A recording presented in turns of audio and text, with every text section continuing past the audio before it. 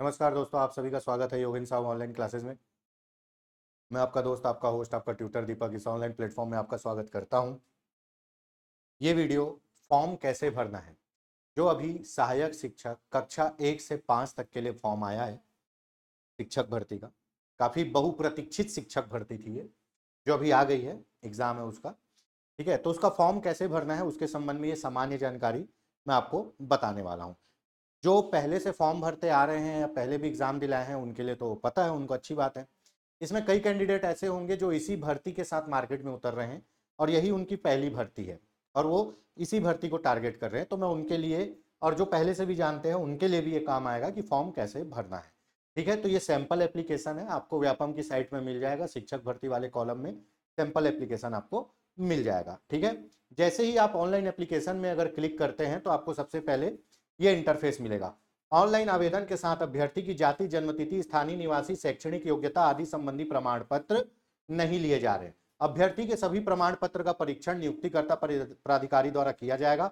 अभ्यर्थी द्वारा दी गई कोई भी जानकारी के लिए छत्तीसगढ़ कर्मचारी चयन मंडल जवाबदार नहीं होगा। इसका संपूर्ण उत्तरदायित्व अभ्यर्थी का होगा। देखिए, बहुत से स्टूडेंट बोलते हैं सर फॉर्म में क्या अपलोड करना है। तो भैया देखो, ये इंटरफेस कब आएगा मैं बता रहा हूं। सबसे पहले जिन्होंने व्यापम की आईडी में रजिस्ट्रेशन नहीं किया है, आज तक एक बार भी नहीं किया है, वो व्यापम की आईडी में जाकर रजिस्ट्रेशन करिए, अपना एक प्रोफाइल क्रिएट करिए, फोटो अपलोड करिए, सिग्नेचर अपलोड करिए और बेसिक जानकारी अपलोड करिए। उसके बाद ही आप ये फॉर्म भर पाएंगे। ठीक है, तो शुरू में जब आप रजिस्ट्रेशन करते हैं तो फोटो और सिग्नेचर मांगता है। ये एक अलग प्रोसेस है जिसमें आप अपना आईडी क्रिएट करेंगे, पासवर्ड क्रिएट करेंगे, सब चीज क्रिएट होगा, उसके बाद ही आप फॉर्म भरेंगे। और क्रिएट होने के बाद जब आप हर बार फॉर्म भरेंगे तो आपको केवल सामान्य जानकारी देनी पड़ेगी, अपनी जानकारी नहीं देनी पड़ेगी क्योंकि वो ऑलरेडी प्री लोडेड है। ठीक है, तो जब आप आईडी क्रिएट कर लेंगे उसके बाद ये इंटरफेस आपको मिलेगा और इसमें बोल रहा है कि भैया हम कोई भी तुमसे कागज नहीं मांग रहे हैं, जो तुम भर रहे हो हम उसी को सच मान रहे हैं और जिस दिन डॉक्यूमेंट वेरिफिकेशन होगा और कुछ गलत होगा तो हम बाहर कर देंगे। तो आप अपने प्रमाण पत्रों के आधार पर ही सही जानकारी भरिएगा। जब व्यापम का आप रजिस्ट्रेशन करेंगे तो 10वीं की मार्कशीट के आधार पर अपना नाम, पिता का नाम, सब चीज भरिएगा। ठीक है, तो कोई भी कागज तो नहीं मांग रहे हैं, ये बाद में दिया जाएगा। ठीक है, अब कई लोगों से फॉर्म भरते समय गलती हो जाती है, तो मैं बताना चाहता हूं गलती हो जाती है। ये फॉर्म का भरने वाला पोर्शन है, गलती हो जाएगी तो आप ये वाले पोर्शन में सुधार नहीं कर सकते। ये पोर्शन प्रीलोडेड होता है, ये पूरा पोर्शन प्रीलोडेड होता है और इसको कब भरा जाता है, जब रजिस्ट्रेशन करते हैं पहली बार, तब भरा जाता है। हर एग्जाम में ये एज इट इज आते रहेगा। ठीक है, इसमें आप ना कुछ चेंज कर सकते हैं ना बदल सकते हैं फॉर्म भरते समय। जब गलती होती है तो आप किसको चेंज कर सकते हैं, इन सब चीजों को चेंज कर सकते हैं और उसके बाद ये परीक्षा शहर आप चेंज कर सकते हैं जो भी आगे दिया गया है। ठीक है, ये आपकी जो बेसिक जानकारी है इसको आप नहीं बदल सकते। तो फॉर्म भरने के बाद अगर गलती हो जाती है इंस्टीट्यूट का नाम डालने में, परसेंट डालने में, एग्जाम शहर सेलेक्ट करने में, तो आप बाद में उसको चेंज कर सकते हैं। 3 दिन का समय दिया जाता है, वो एक अलग बात है। ठीक है, उसके बाद ये आपका पूरे जो डिसेबिलिटी है उसके संबंध में निर्देश दिया गया है, पढ़ लीजिएगा। ठीक, अब यहां पूछा है क्या आप कम से कम 50% अंकों के साथ उच्चतर माध्यमिक यानी 12वीं तथा प्रारंभिक शिक्षा छात्र यानी डीएलएड उत्तीर्ण हो, अथवा 45% के साथ डीएलएड उत्तीर्ण हो, अथवा 50% के साथ डीएलएड उत्तीर्ण हो, है ना, अथवा स्नातक हो या फिर डीएलएड और डीएड उत्तीर्ण हो। तो आपको क्या करना है, हाँ अगर आप यस करोगे तभी फॉर्म खुलेगा, नो करोगे तो फॉर्म नहीं खुलेगा। ठीक है, अगर आपने हाँ कर दिया तो क्या लिखा है, उत्तीर्ण संस्था का नाम, संस्था मतलब आपका कॉलेज, यूनिवर्सिटी नहीं, कॉलेज। ठीक है, तो जहां से आप डीएड, डीएलएड, बीएलएड उत्तीर्ण किए हो उस कॉलेज का नाम यहां पे आएगा, उस कॉलेज का नाम यहां पे आएगा। जैसे मान लो मैंने कल्याण से किया है तो यहां लिखना पड़ेगा कल्याण कॉलेज भिलाई नगर, या जो भी कॉलेज सो एंड सो आप पढ़े हो, है ना, तो यहां पे कॉलेज का नाम लिखना है। ठीक है, उसके बाद बीएड डीएलएड उत्तीर्ण रोल नंबर, रोल नंबर आपका जो फाइनल ईयर का मार्कशीट है उस पे आपका जो रोल नंबर है वो यहां पे लिखना है। ठीक है, फाइनल ईयर के मार्कशीट में, अभी भी बोल रहा हूं, फाइनल ईयर के मार्कशीट में जो सन लिखा है जिसपे आप फाइनल सेम उत्तीर्ण किए हो वो यहां पे सन लिखना है। ठीक है, ये हो गया। यहां पे लोग कंफ्यूज हो जाएंगे कि किसका नाम लिखे। यहां संस्था बोल रहा है, तो संस्था मतलब कॉलेज है ना, विश्वविद्यालय मतलब यूनिवर्सिटी, तो यहां पे संस्था बोल रहा है मतलब कॉलेज का नाम आएगा। ठीक है, यहां तक हो गया। उसके बाद रोल नंबर और फाइनल एग्जाम जब पास किया वो वाला सन। अब यहां पे देखो, क्या आप टेट उत्तीर्ण हो, तो हाँ, अगर टेट उत्तीर्ण हो हाँ करोगे तभी फॉर्म आगे खुलेगा, नहीं तो फॉर्म नहीं खुलेगा। टेट उत्तीर्ण हो हाँ, तो टेट का रोल नंबर, टेट का जो आपका रोल नंबर था वो, और टेट किस वर्ष उत्तीर्ण हुए हो, जो आपको मार्कशीट में ईयर दिया रहेगा वो करना है, चाहे सी टेट हो चाहे सीजी टेट हो। उसके बाद यहां से आप नेक्स्ट करोगे, और जब भी नेक्स्ट करोगे तो ये आपका प्री लोडेड डेटा आ जाएगा, ये आपका पर्सनल डेटा है। ये कब भरते हैं, जब रजिस्ट्रेशन करते हैं, ये हमेशा हर एग्जाम में ऐसे ही प्री लोडेड आ जाएगा।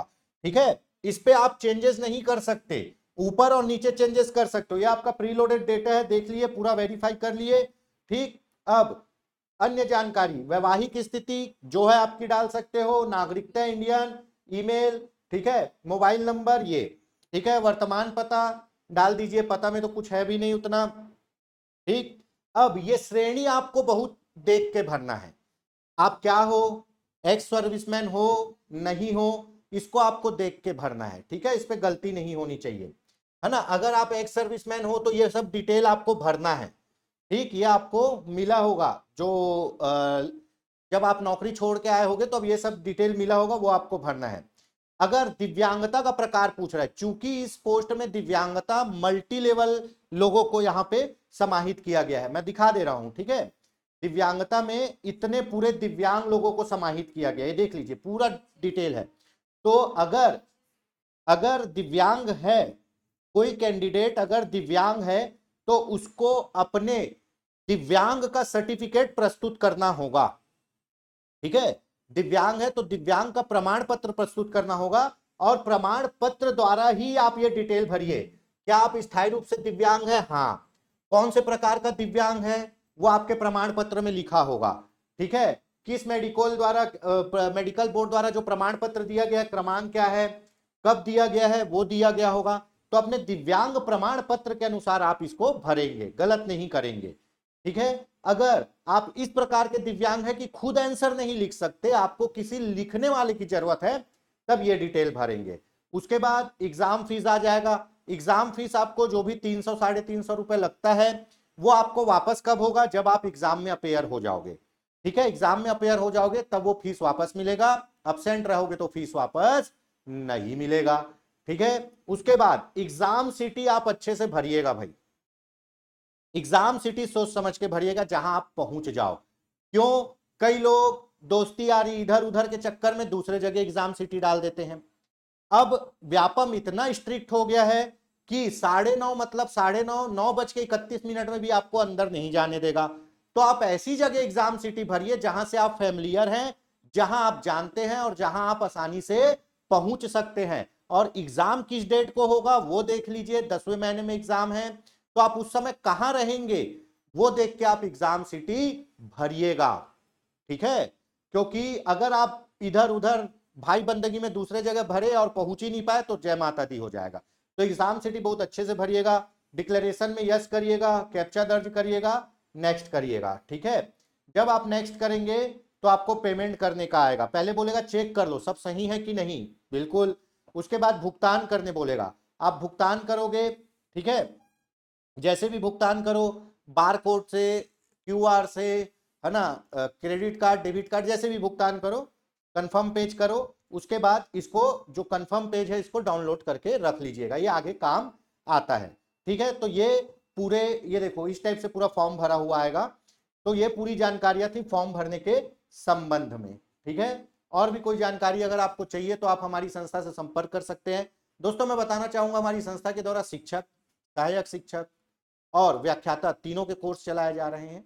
अगर आप योगेंद्र साहू ऑनलाइन क्लासेस से जुड़कर अपनी तैयारी को अमली जामा पहनाना चाहते हैं, अपनी तैयारी को धुरंधर टाइप की करना चाहते हैं, तो जरूर हमसे जुड़िए। किसी भी प्रकार की जानकारी के लिए आप हमारे email, online application, YouTube, mobile number किसी में भी संपर्क कर सकते हैं। जो भी जानकारी आपको चाहिए जरूर एक बार संपर्क करिएगा। जय हिंद, जय भारत, जय छत्तीसगढ़।